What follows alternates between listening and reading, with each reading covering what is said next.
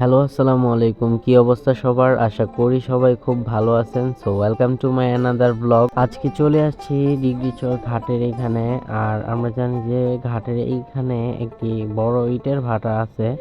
তো ইটের ভাটার মধ্যে ঢোকার ইচ্ছা হইলো, আর ইটের ভাটার মধ্যে ঢোকার পর দেখতে পেলাম যে সকাল সকাল ইট ভাটার কর্মীরা তাদের কাজ খুব মনোযোগ দিয়ে করতেছে।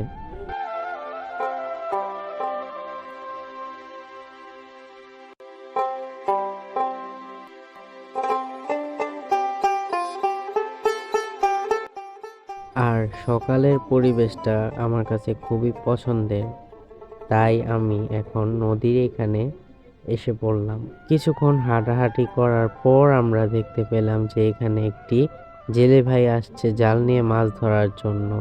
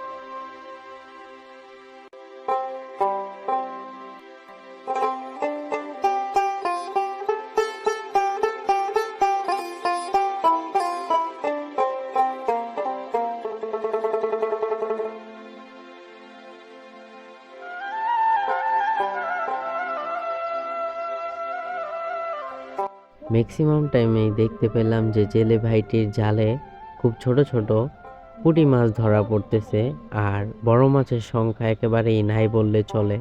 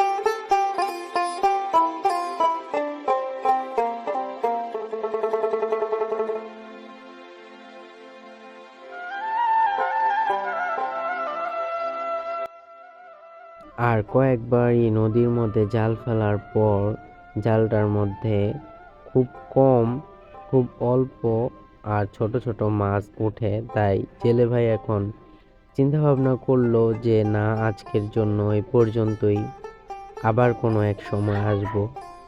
সো তারা এখন জাল টাল ধোয়া টোয়া শেষ করে এখন বাসায় চলে যাবে।